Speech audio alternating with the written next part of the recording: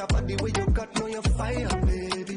When you talk about divine, yeah, only you got the thing I desire, baby. But look how you love it, come back again. Make me feel some type of way.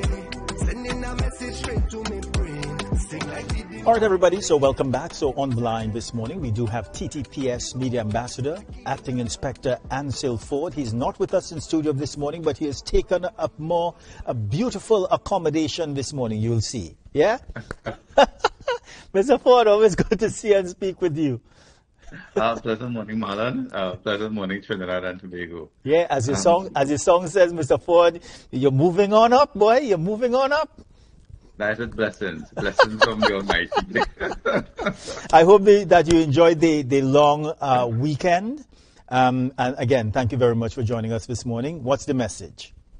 All right, well, thank you very much, Marlan, and I trust that you will as well. Now, please forgive me, Marlan, in terms of the noise in the background. Yeah. I hope that it doesn't kill out the sound or the reception of the message, yes? No, it's not distracting. You go ahead, Mr. Forde. Okay, wonderful. Yeah, so, Marlan, we are looking at the issue of the Dog Control Act, particularly as it relates to dangerous dogs.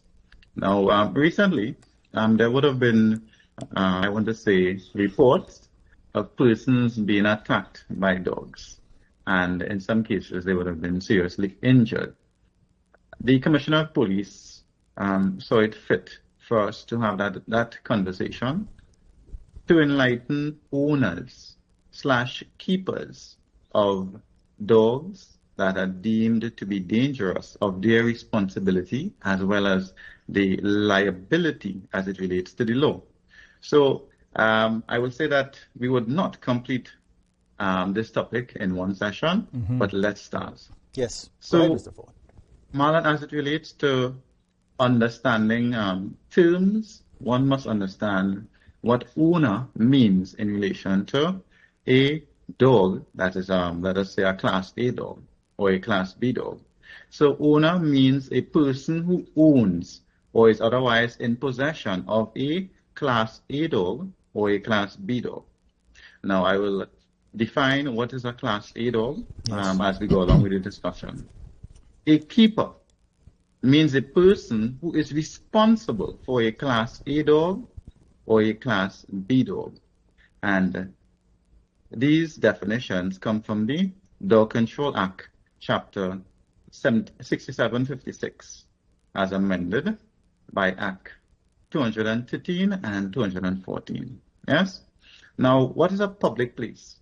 We must understand what is a public place for us to fully appreciate what the law is trying to achieve.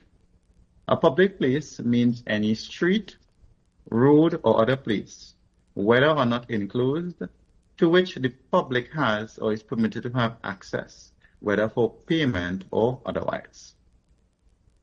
It means that a public place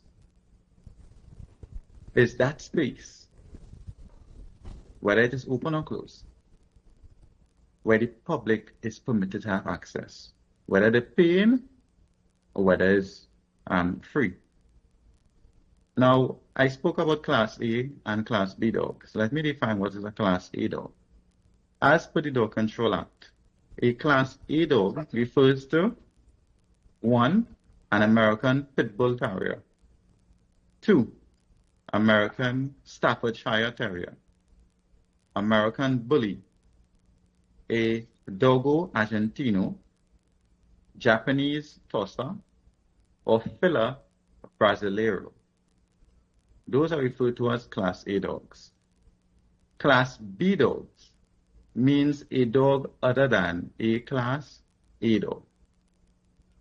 So, we could identify some of our dogs that are not listed: a German Shepherd, a Doberman,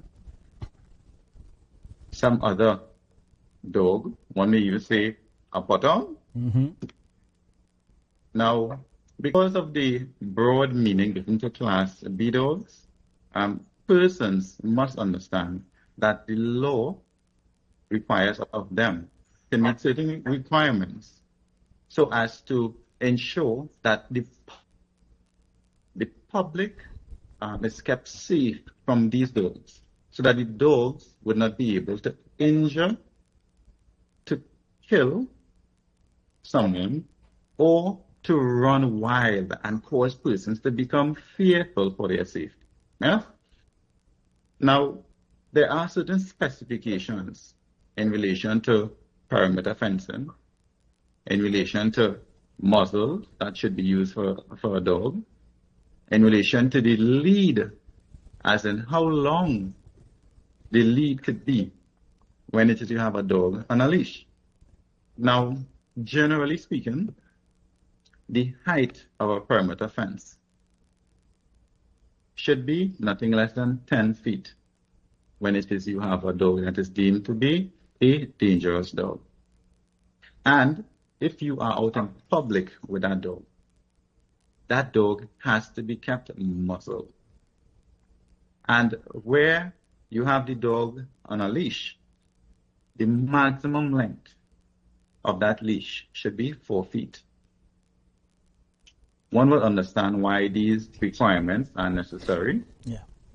I will get further into the actual particulars probably on our next segment. So what is Section 2 of the Access? It helps to further break down who is responsible for a dog. So Section 2 says, in this act, references to a person being responsible for a dog are to a person who is responsible for a dog, whether on a permanent or temporary basis. For a dog include being in charge of it. So you are responsible if you are in charge of the dog. And a person who owns a dog shall be regarded as being a person who is responsible for it. So you're the owner of the dog, you're responsible for it. And what Section 5 says, Marlan, for the purposes of this act, a person shall be treated as being responsible for a dog of which a person under the age of 18 years has in his care and control. The person who is under 18 years is not the person who is deemed to be responsible for that dog. So it speaks to the adult, the parent, the guardian, the keeper, not a child. Mm-hmm. However, Mr. Forde, yes, does that individual still have the responsibility? So if it is that I own the dog, but let's say my son is walking the dog and the dog attacks someone, is it that so while I'm the owner of the dog and I am sure that I do have responsibility, but for the younger individual who was involved in that attack, is there responsibility on the part of that individual too?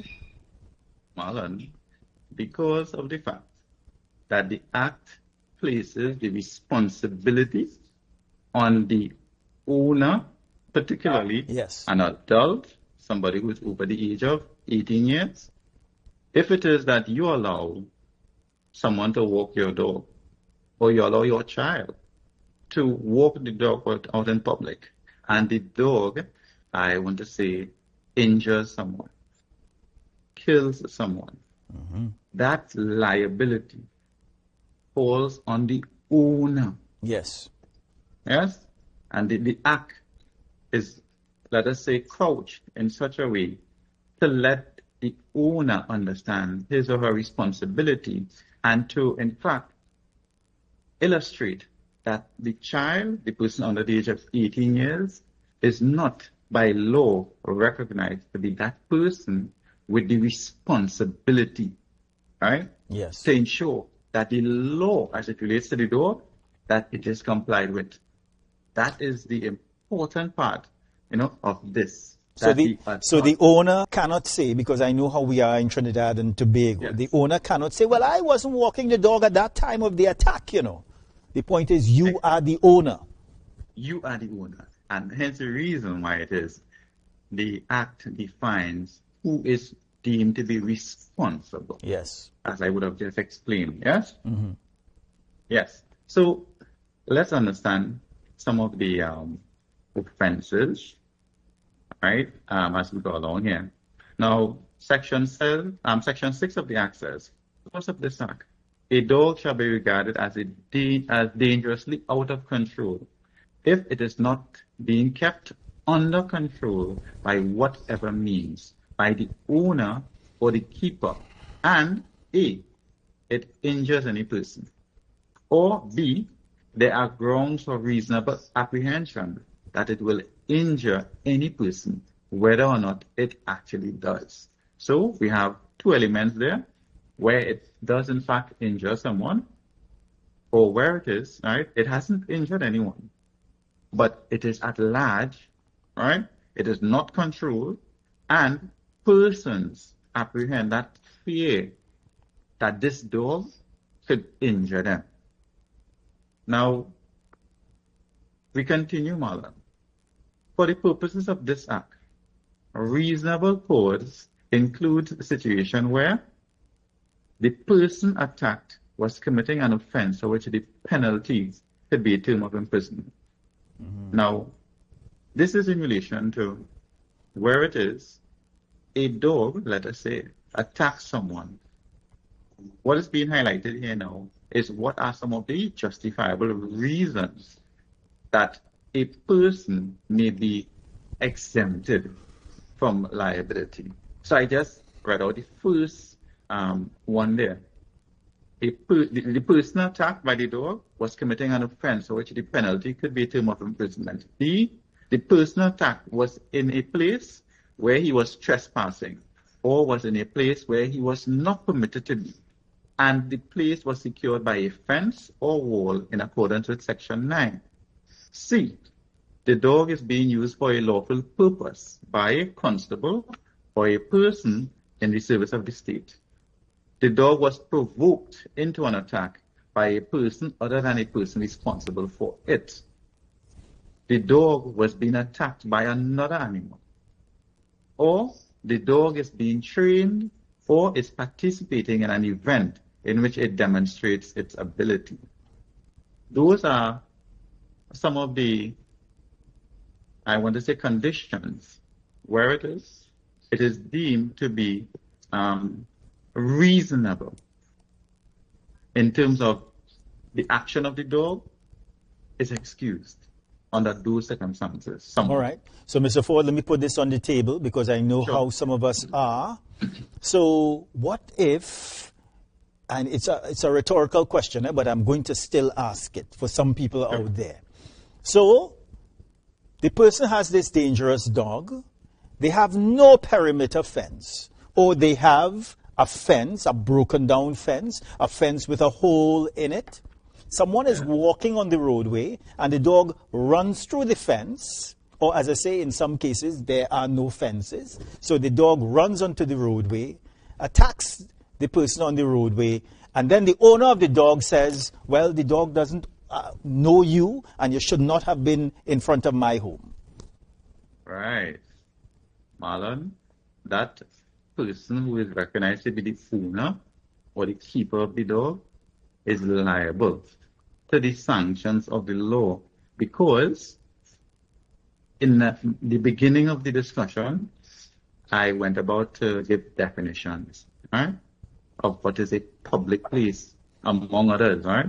So just to repeat it for the purpose of answering that particular question you just asked, right? A public place means any street, road, or other place, whether or not enclosed, to which the public has or is permitted to have access, whether for payment or otherwise.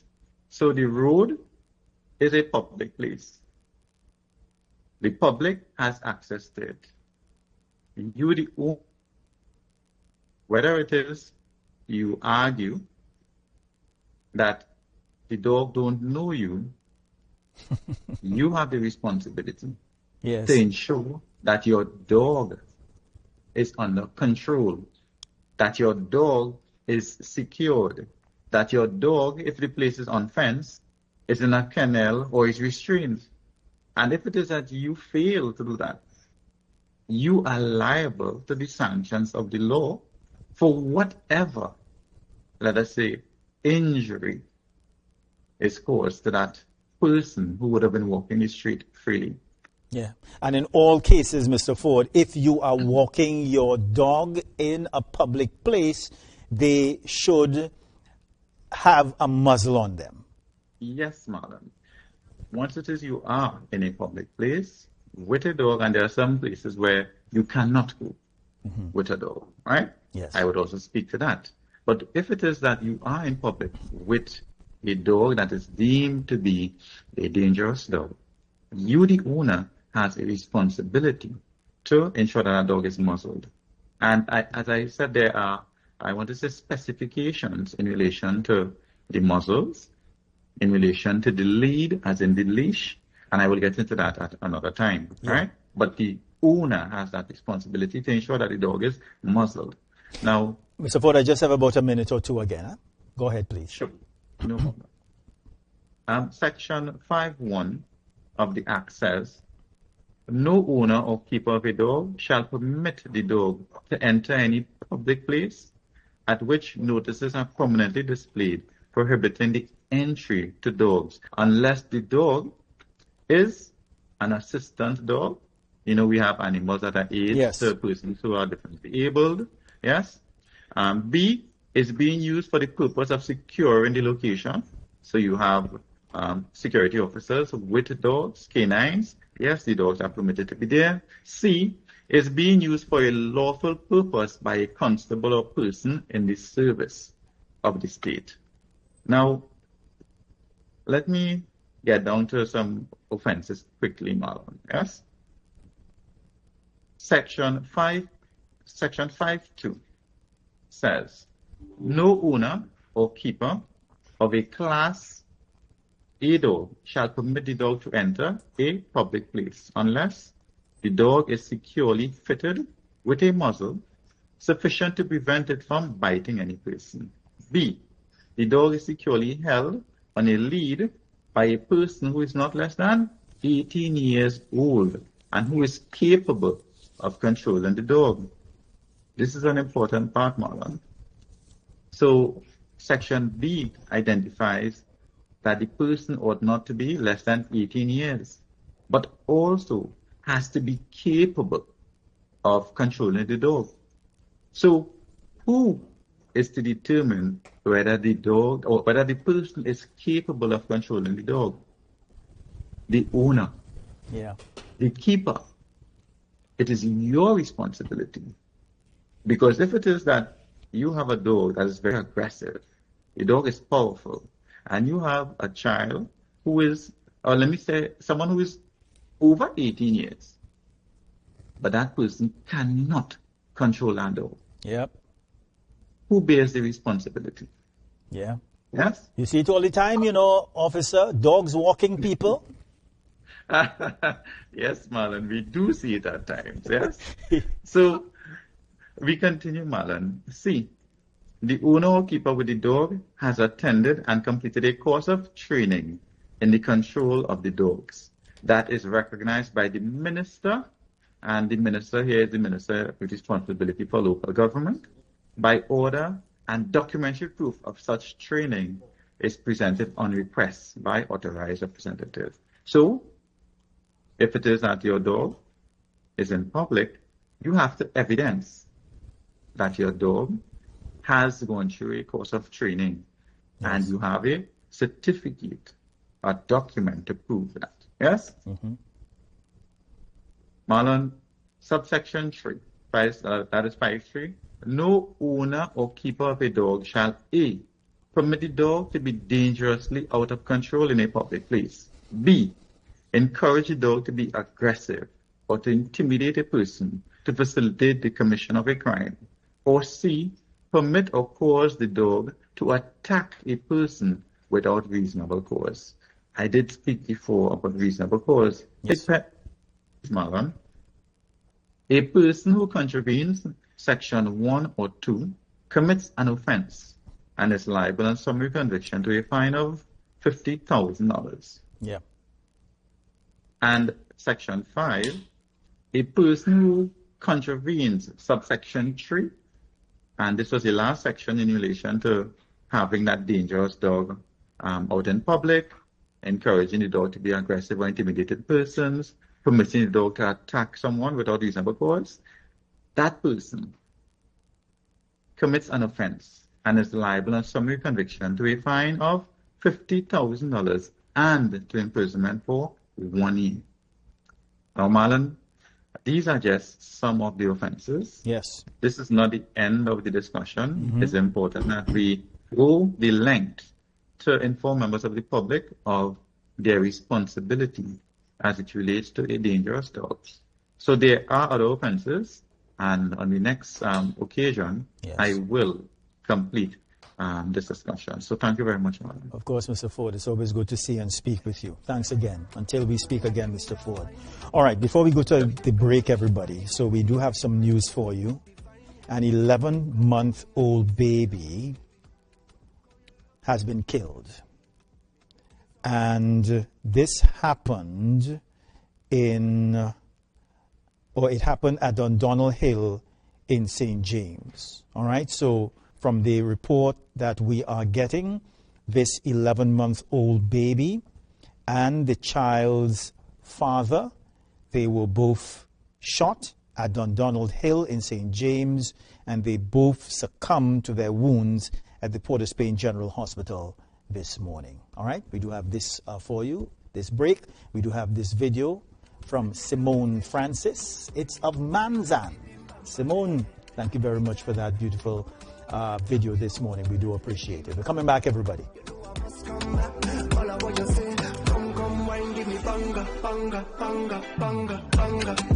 Baby girl, I love how you thunder, thunder, thunder, thunder, thunder. Me and you alone, I go banga, banga, banga, banga, banga. So come